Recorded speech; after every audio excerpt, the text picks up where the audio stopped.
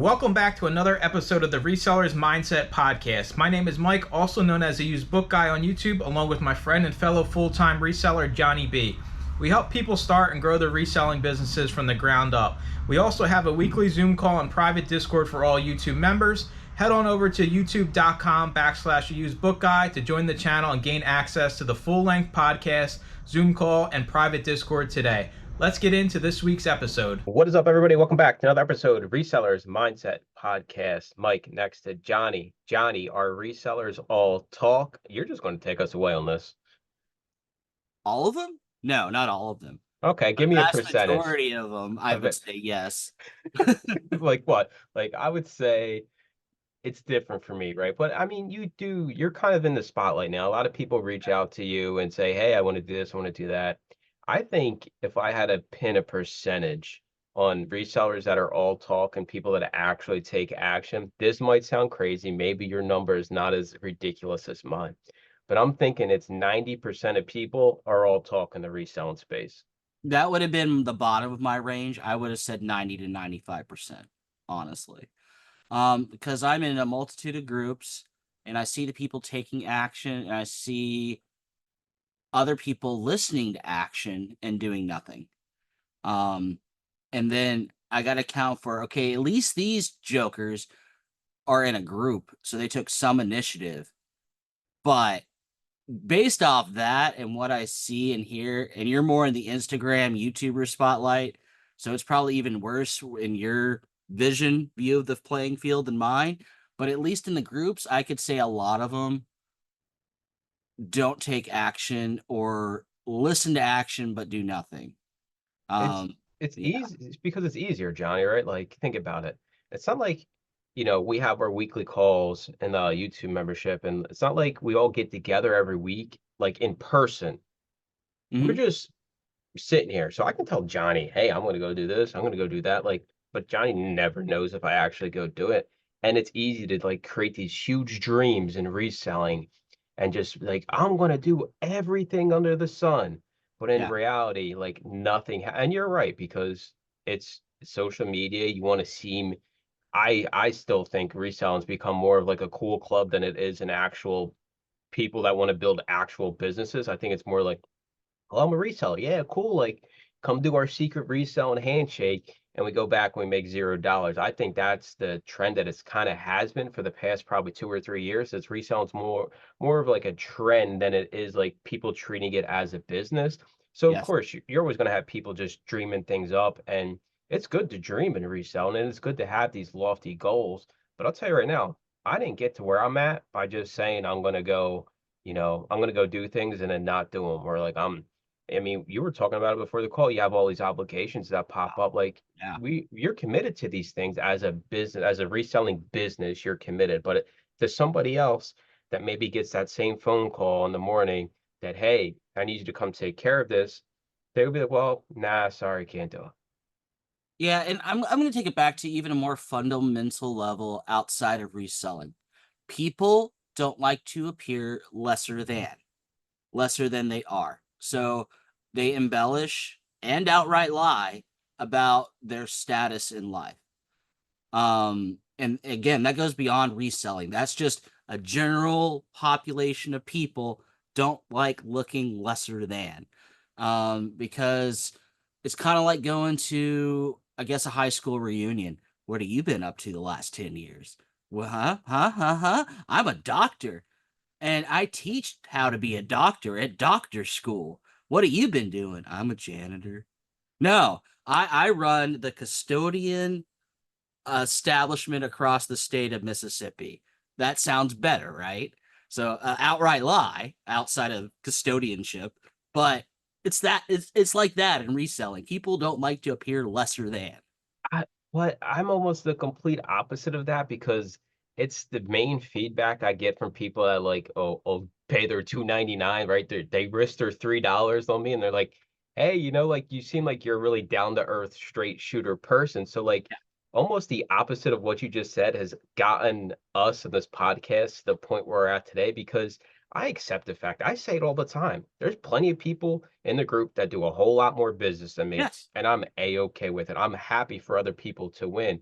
And you have to just be listen, dude, I was raised in the ghetto of Philly, like one of the worst neighborhoods in the country, Kensington. Go look up K&A on YouTube if you don't believe me. I Bad. I've done literally that. It's I bad. I caught the train at K&A to go to high school and middle school every single day of my life. It wasn't as bad back then, but like I got nothing to prove to nobody. I just need my own success. And I never set out to be like the biggest, craziest bookseller out there. I just wanted to make a comfortable living for myself. And I'm all on board with being who I am. I could care less what other people think about me. And people got a problem with it, then so be it. Because most of the people that do have problems with it, they're living lives that it's one of those things, right, where somebody's making $1 million and they're like $1 trillion in debt versus somebody like me who does, 100K a year, has no debt, can live comfortably, invest in retirement. Like you really don't know people's full picture.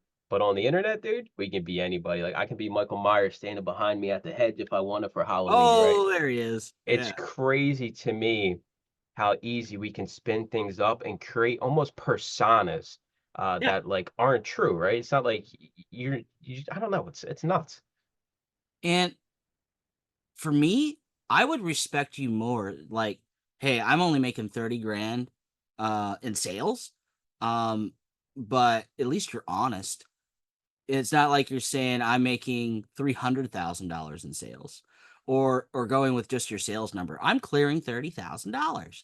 Great. Good for you. Are you wanting to do more than that? Yes or no? If they say no, I'm like, cool, good for you. You've met your monetary goal. I'm proud of you. And you're honest about it. Great.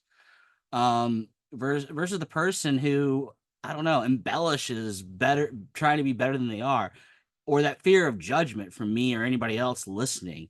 Maybe that's a bigger part of it. Fear of being judged. Um, I don't think people realize no one really cares, and except I'm going to take that back. Um, people want to, they don't want to be judged, but they also want to appear successful, and maybe they convince themselves and lie to themselves a little bit. And but they're in this trap of they're wanting to be over here. They're lied to persona, but they're over here with no aspirations to get over here. Now, if you're wanting help and you're in this group or any other group and you don't tell people that you're over here, we can't help you because we think you're over here because you've said you're over here. You don't need any help or advice. You obviously want advice because you joined a group, right? So why not get the help you need by being honest? I will say this, since we kind of been talking about people that don't take action, the 90 to 95%. People that do take action in this business get results. And I'm not just saying that to like, sugarcoat anything, but we've seen it in the group, all walks of life. It doesn't matter how old, how young, how small, how tall. Get results when you actually sit down, stick to a plan, and understand how the business works. It's Yes. crazy to me. We have such a huge divide, right? If we just think about life in general, there's always like, I got to be on this side or that side. And I do think it exists in resale now, where you got the resellers that make money and you got the people that don't make money. And the people that are making money are a lot less than the people that don't make money. And unfortunately, a lot of the people that because there's more of them, it's more noise, right? Because there's more people that don't make money. It's easier to find the somebody else who's not getting results. It's easier to find the negative answer to your question that you're looking for versus the people that are like, hey, let's do this. Like, let's ramp it up. Things are going, things are happening. And it just kind of it gets people stuck in a rut. So the ones that don't take action, it's easier to find the reason not to take action than it is to find, somebody that's going to be like, hey, well, just go do this consistently for a month and see what happens. And they're easy to spot. And you've probably picked up on this just in this group, but I've seen it across all groups. The people that are on edge or very combative or resistant or take in the information given and want to fight or resist badly and tell you that won't work without even attempting by people who are successful telling you it will work, just go do it. Those are usually people not making very much money. I And agree. And earlier on, I was resistant to a lot of information. I was that way and combative. But once I said, you know what, this person makes more money than me, I should probably just do what they say. I started being more successful.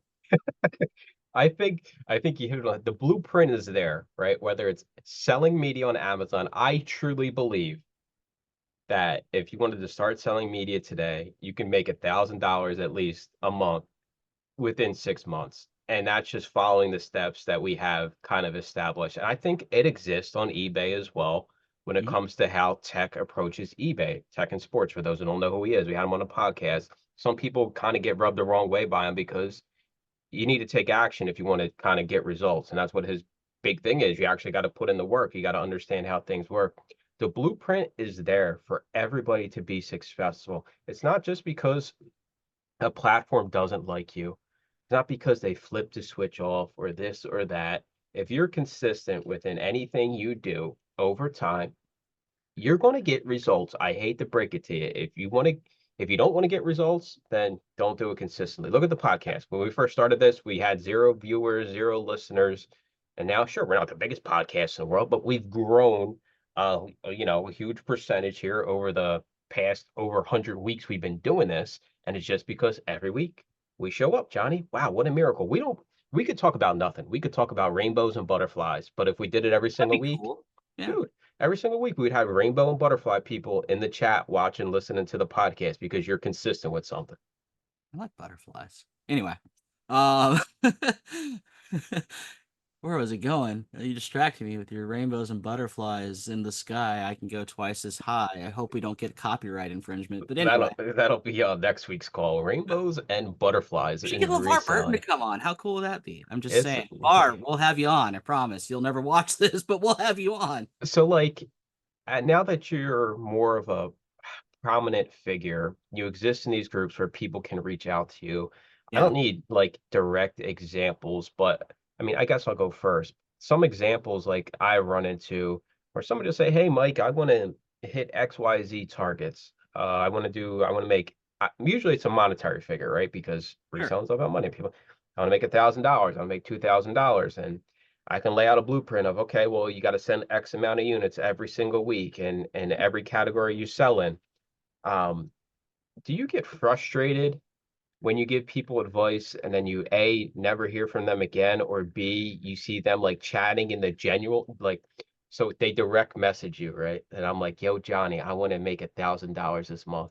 And you give them the advice, they don't take it, but then you see them in like the general chat being like, hey, how can I make $1,000 a month? Like the next month. Um, I used to. Now I just don't give a flying insert explicitive here. Um, it's hard not to be bothered by that, even slightly still, on a subconscious level. It does bother me, I guess. So but I just try to ignore it these days. And I also don't respond as much as I used to because unless you're proactive, like I'm seeing you on the calls, you're asking good questions. I'm just, well, sorry, Mike, I don't respond to everybody from your group that messages me.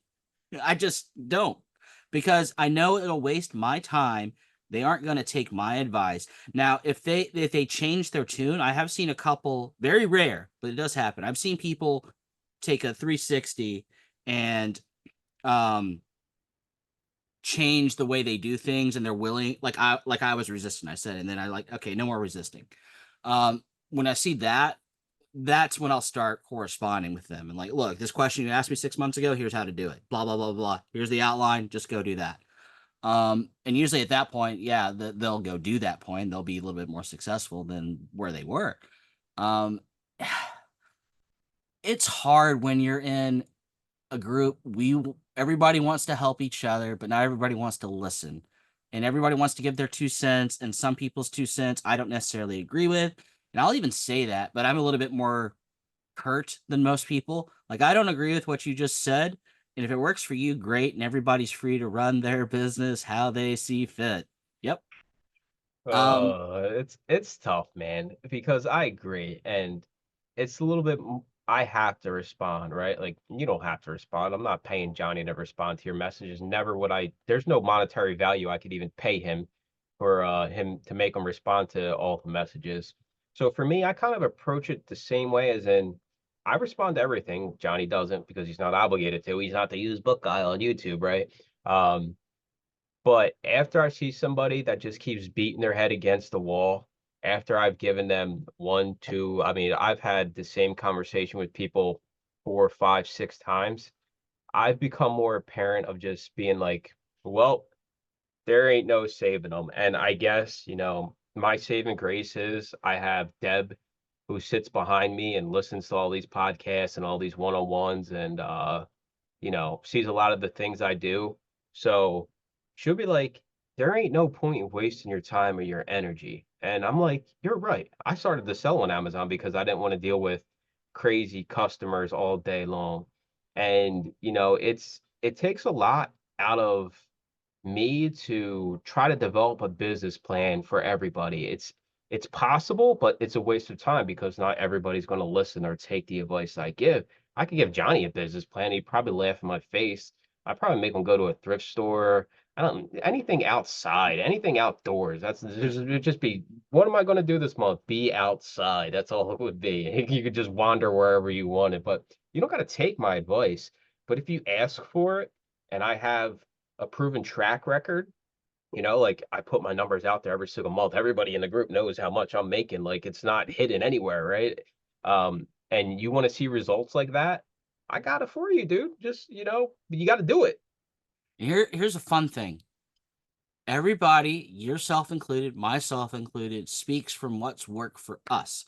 So again, our advices may differ, but Mike's successful in the advice he gives. So he's giving the successful blueprint, as we've been calling it, to you. Me, I've been successful in different ways, and I'll give you my successful advice. Now, you, as the listener, it's up for you to decide.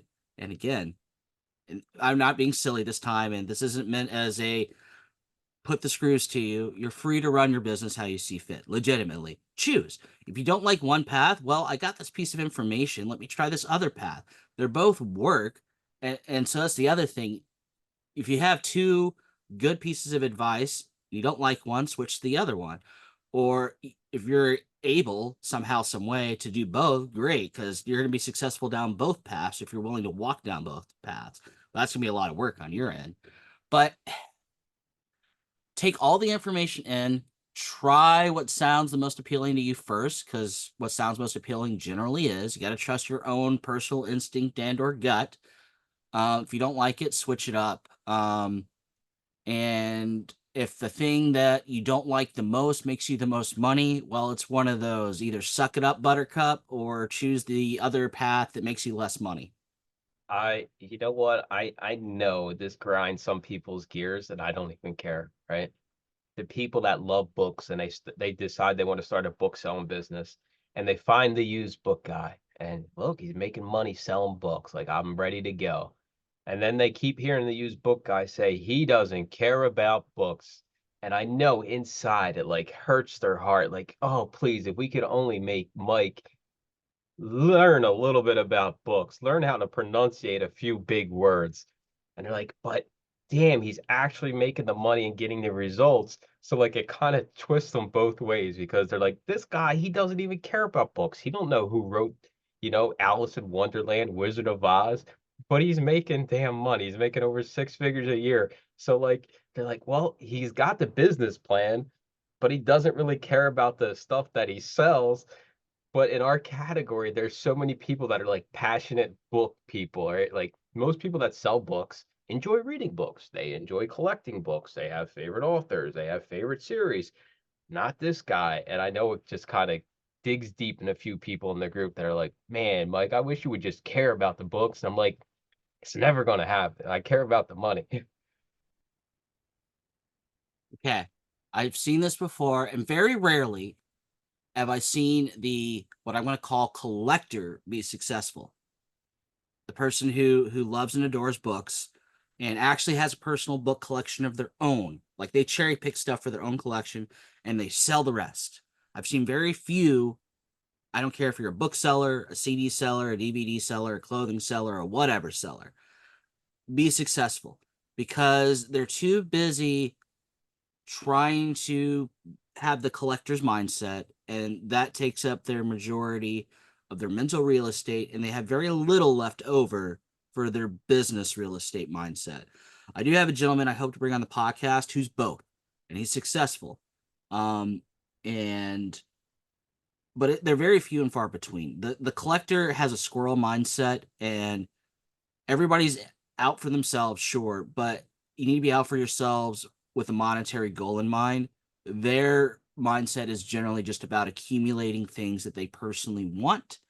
And I'm not saying that as a negative, but if you're going to run a business, treat it as a business and have no emotional attachments. When you have emotional attachments, it's much harder to be successful, in my opinion. I got a hot take here, and I don't know, you can maybe spin it up a little bit different than me because I'm not going to have the best words to describe this. But if you are the person that takes action and is funding this business with cash you have readily available, no debt, no matter what action you take, if it's consistent over time, you will see results 100% of the time. Yes, I don't care if it's a marginal success or a big home run success. You will see success if you take action of some kind. If you're the guy or girl that likes to plan meticulously in a 3-ring binder and you don't do anything in that 3-ring binder, you're going to be unsuccessful. If you're the person who just sits on YouTube and needs to know all the information, there's more information than you can get through in a year. You don't do anything other than gather information. You are not going to be successful. You're going to learn a lot more in people. I'm going to rub people the wrong way here by just doing. You do it. I don't care if you have all the information or you have the master plan blueprint. Yeah, one way is going to be a lot easier, but I'm going to tell you in round 2, you're going to make adjustments to that blueprint you made for what works for you. And guy who had or girl who had no plan, you're going to make all the adjustments in the world how to make your life easier for round 2. Or you're going to say, okay, this isn't for me, I'm out, which is fine. But the person that decides to make the adjustments in either scenario is going to be more successful and more successful as they continue to refine their processes and stay consistent. It's both. It's refining how you do things so it takes shorter amount of time and doing it consistently. Those two things together are so powerful.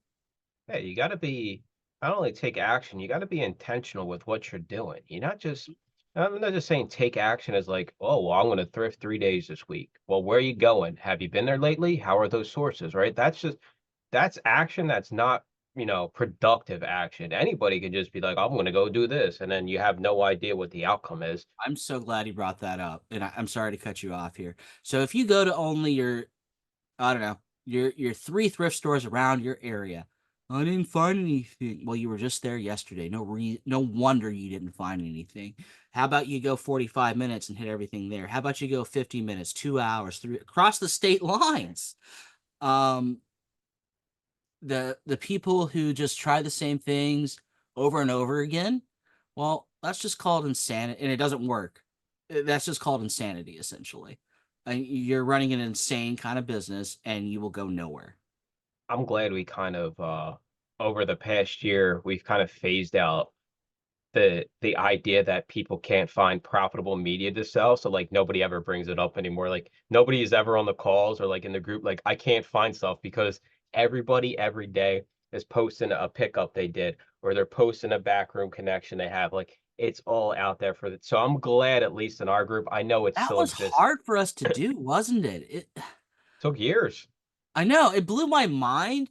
Like, how are they having trouble finding inventory? I go outside and it falls on me. But that was the thing. We had to talk about it so much consistently that Yeah. it finally got through to people that are like, oh, wait a minute. All I got to do is send an email. All I got to do is have a conversation and us talking about it and showing it, right? Like I'm showing what I'm getting from the libraries, the bulk pickups in the group. People are showing the crazy scores they're getting for next to nothing. Then all of a sudden you start to believe it. But if you're not in that small circle, just because you see it on YouTube and the YouTube reselling is so skewed with some of the junk that's out there, Yeah. you gotta be weary of it and understand that it's gonna be different for you. Just because Johnny goes and picks up a library and he gets, 1,000 profitable books doesn't mean when you get one that you're gonna get 10 profitable books. That's just the reality of it.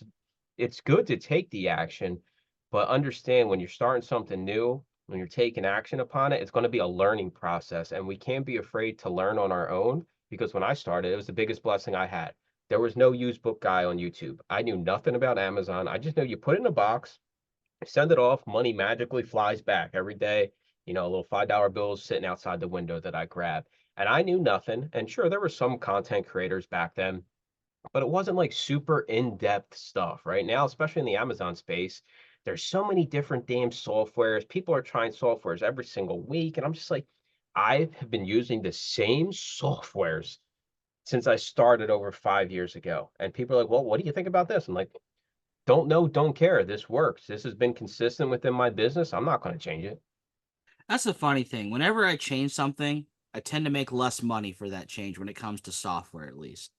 There's only one software I haven't tried, and it's the most expensive one. And I know that one will work. I've just been so resistant to it. But again, it's me not listening to people that make more money than me. Johnny, just pick up the bigger software. Johnny, just pick up the business. I don't want to spend that kind of money a month. That's a lot of money. But they're right. At the end of the day, they're right. And it's me swallowing my own pride or my own resistance to spending a lot of money. But as you were talking there, it's also the fear of failure, I think, is a big play in people people's success and not success. Like you and me, we try things that honestly fail. But it's the things that we try and are successful at that we keep in our toolbox to do continuously. But if we don't try new things, like my whole Amazon experiment this year, that's a big old let's try it and see what happens. It's the first year I've been able to send pretty much unlimited inventory. There's no cap for me. It's silly. None. Whether that works or not, I will see by the end of the year. But I can tell you it works marginally. Whether it works more than marginally, I have to wait out the Q4 cycle to see. If it doesn't, I'll make adjustments. If it does, I'll still make some adjustments. It's just how much of an adjustment do I really need to make? But that's a waiting game for me. But everywhere I talked to about what I was doing, they're like, sounds good on paper, but we don't know. Sounds good on paper, but we don't know. You may have some cash flow issues with the fee stuff. You may have some issues with the liquidation things, but nobody had a definitive outline, template, blueprint. We tried it, and here's our results for me. So I was like, okay, it's up to me to produce the results. It literally was on me to find out the answer. And sometimes that's the case. If you talk to everybody in your circles and they have no clue, but they'll give you your 2 cents of what they think and know are two different things, my friends. Two different things. You then have to decide, okay, I'm going to try it to get the definitive results. Me, I'm a definitive answer, yes, no kind of person. When there's not one, well, I got to do it. I got to take that on myself. I see some of the people that have been in the group that have gotten results. We've had people that have been disabled. We have people that are well over the retirement age. You all know who I'm talking about because I bust on you all the time. And they make a healthy living not doing a lot of work on Amazon, but they're consistent within their business models.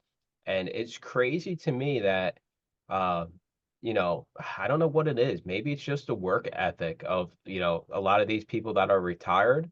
Usually the retired people hate me, Johnny, because I say I don't want to carry stuff when I'm their age.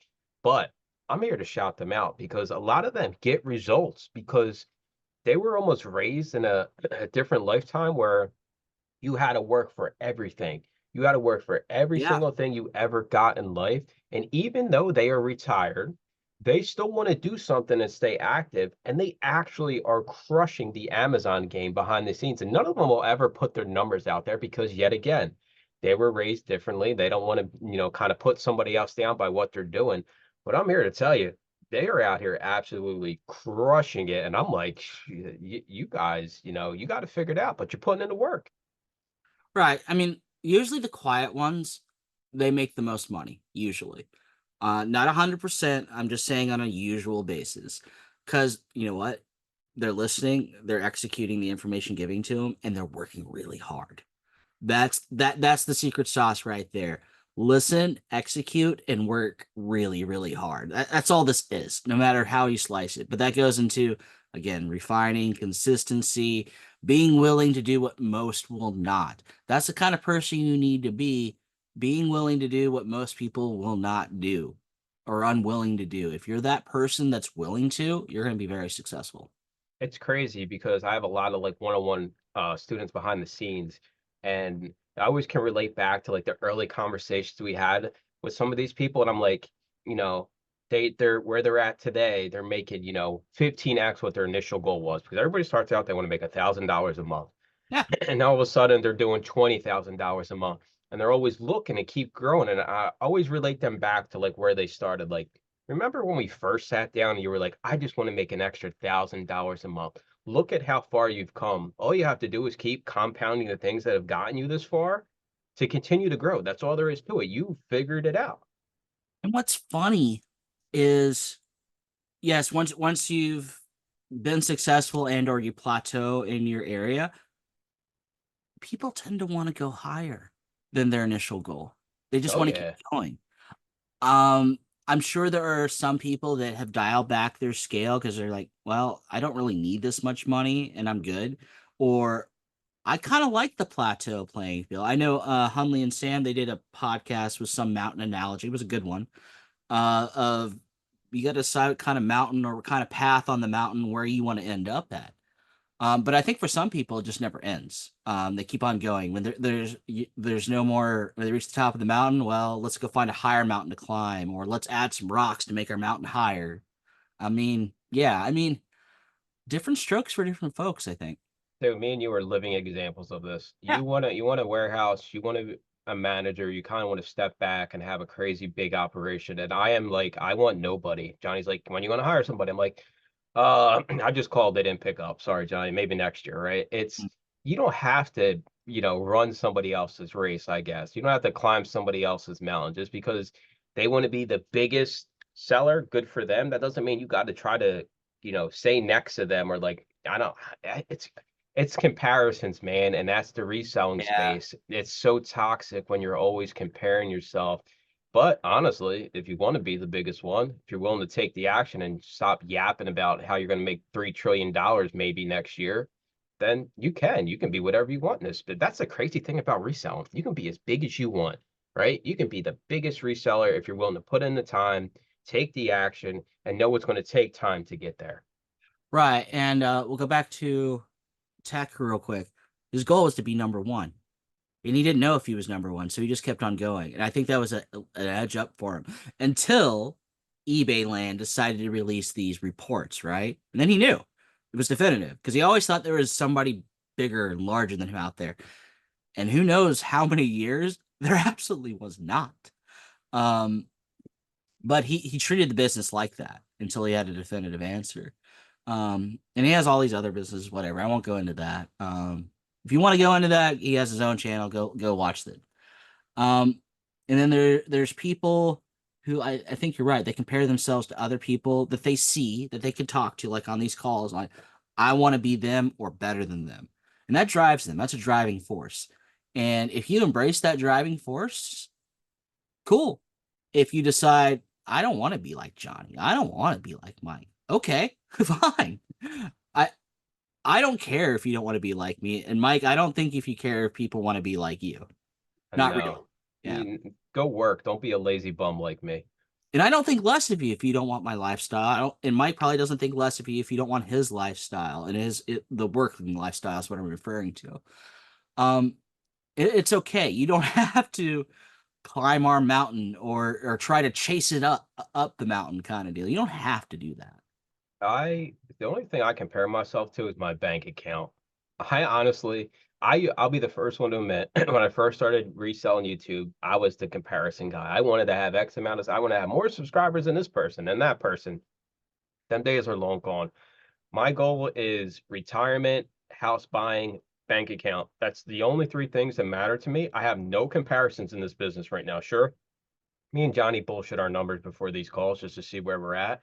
But Yeah. like, I'm not actively with a picture of Johnny's face, and every morning I throw a dart at it, right? Like I'm gonna crush him this month. Like that doesn't motivate me. What motivates me is saving more money, changing my life for the future and the better, so that I can take a step back from the business, continue to do things I enjoy to do, and live comfortably, because most of my life I was dead broke. I was worried about where the next dollar was coming from. So that is my only comparison. I seriously don't compare myself to, it's crazy that I really think about this. Like I used to compare myself to so many other resellers, and now I have no comparisons. There's nobody that I'm like out to beat or out to get. And, I keep a small circle of resellers that I communicate with, but that's about it, dude. My bank account, my future, my time, that's all that matters to me.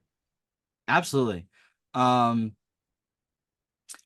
so go ahead and paraphrase our topic for today. What was it again?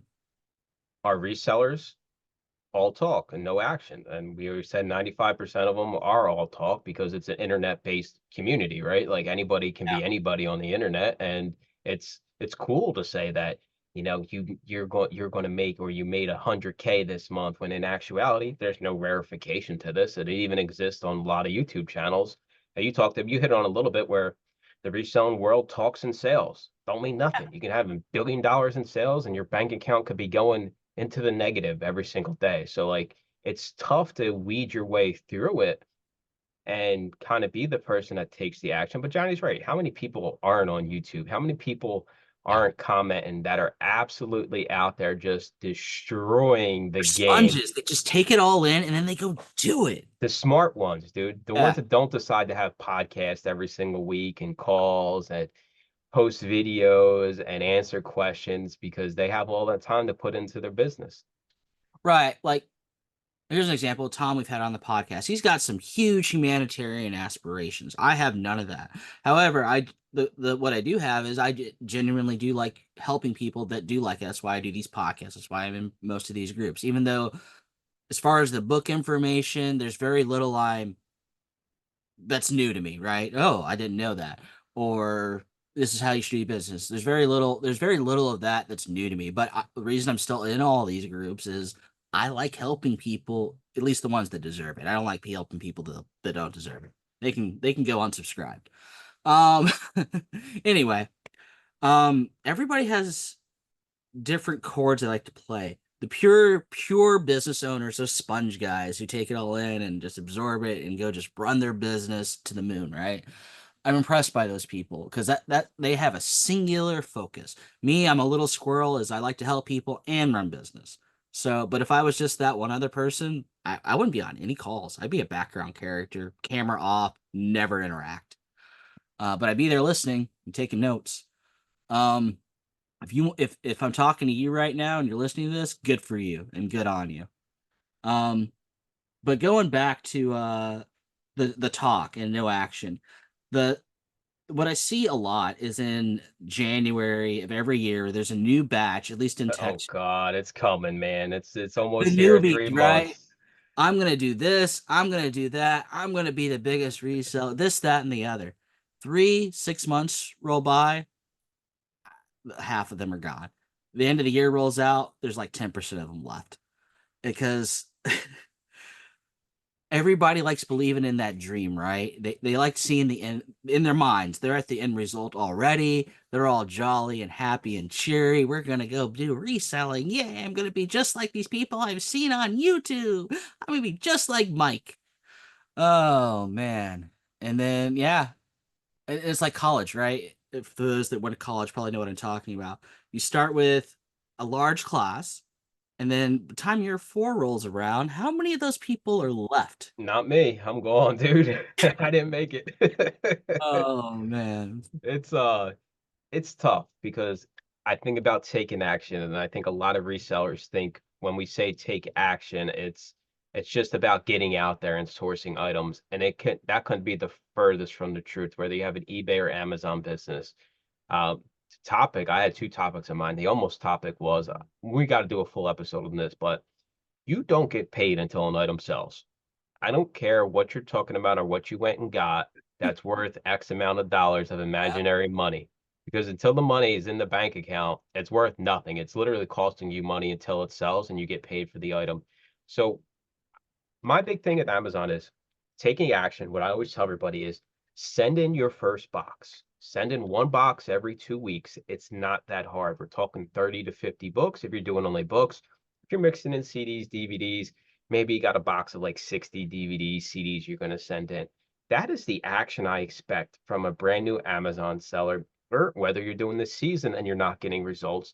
The only way we can make more money, if that's your result, if that's what you're looking for, right? Because most people, they want to make more money in reselling. They don't really have the mindset of me where I'm trying to get back time while maintaining money. So it's like you got to send more items. So what does that look like for you? Is that an extra 2 boxes a week, 3 boxes a week? But if you don't take that one step, it's the same way, like I guess the eBay comparison is creating a quality listing for the item after you buy it, because that's the only way the item's going to sell. So if you don't create a good listing for that desirable item that you sourced, it never happens. So the action can't just be one part of the business. It can't just be, well, I'm going to go source more. Well, if you're not listing more and you're sourcing more, you're just creating a death pile for yourself, just because that's simple math here that I just came up with on the fly. If you buy more items to sell and you don't list more items, then you're just going to have a bigger death pile. It has to be throughout the whole business. And Yes. yes, I just say send a box, send another box, but that's going to require you labeling another box, prepping another box, taking another box to UPS, but then you also got to go find the box of profitable items, which is going to take more time out of your life. And if you're in the disc media part of it, you're cleaning, case swapping, all of these things exponentially add up to your time that's taken away. Everybody's got the same 24 when they wake up. It's how they use it kind of deal. I heard that from somebody. I don't remember who, and I apologize. So if you're a listener and you've said that before, I have now stolen it. Yes. I'm not giving up my hour of Dog the Bounty Hunter at night, dude. I'm not listing. I'm not cutting dog out of my life for this Amazon I business. mean, if you did, how much more money could you make a year? I mean, yeah. Yeah, but then I'd be miserable, dude. I do this to be happy. Money makes me happy, but okay. Money makes me happy too, but I got enough of it flowing in right now, so I'm still kind of happy with where I'm at. But it is, action is there, and those that take it get results. I don't BS people when I say, you know, I work a little bit, I do, and I make the money I make. And I don't BS people when I tell you these stories of people that are in these different situations and they're absolutely crushing the game only because they took action to understand what the business wants from them. Mhm.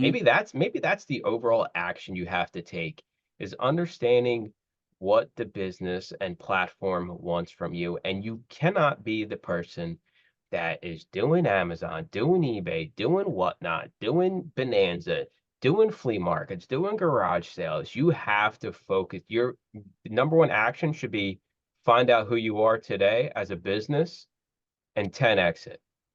Yes. And speaking of that, as far as action go, I think what we didn't touch on, and this could be its own episode, too, the wrong kind of action. If you're doing repeatable action that yields very little results, your actionable task needs to change. I don't know if that makes any sense, but here's what I mean. So if you're buying something for $4 and selling it for 10, you're making very little money. You may be grinding and working really, really, really hard, putting in a lot of hours and doing this continuously. However, if you were to buy something for 4 and now get $20 items, that's a lot better action than what you were doing with before. So if your goals aren't being met, again, it's okay to try things and they don't work, but take a step back, maybe once a month, once a quarter, at some point during the year, take a step back. Hey, is what I'm doing what I am I getting out what I'm putting in? Am I having the results that I set out for being met? Yes, no. If no, okay, back to the drawing board, my friend. How can you fix it and or change? Because something needs to give, and that's on you to come up with.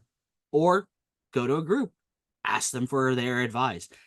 And not only that, try the advice that they had given you.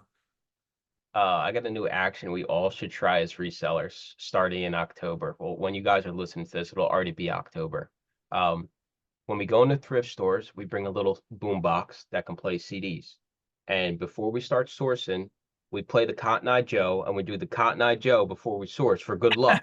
And then we'll find more profitable inventory, and then we can just continually take our boombox with us, and we can thank Cotton Eye Joe for all the money we make. You know that song is about syphilis, right? No, I don't care. I heard it in the movie last week, so I'm like, I'm on the Cotton Joe I mean, it's a train right now. catchy song about Cotton Eye Joe. syphilis. Don't get me wrong, but I yeah. mean, I'm just saying, there you can make whatever crazy action you want, but hey, as long as you're out there doing something, right? And you do have to be intentional with it. But yeah, I think you kind of summed it up good there. We're gonna wrap it up here. We'll talk We're to gonna y'all. wrap it up on syphilis. Cotton Eye Joe, dude. Come on. I need to get up and do the Cotton Eye Joe here as like a takeaway. Maybe we'll redo the intro and outro. It'd just be me and you No, doing we should leave it in. the Cotton Eye Joe doing like on like a green screen. We'll have whatever crazy background behind us. All right, we'll talk to you all next week's episode. Thanks for listening to another episode of the Resellers Mindset Podcast. Today's full episode and all previous episodes are available to all YouTube members, along with the weekly Zoom call and private Discord. Head on over to youtube.com/theusebookguy and consider joining for as little as $2.99 a month.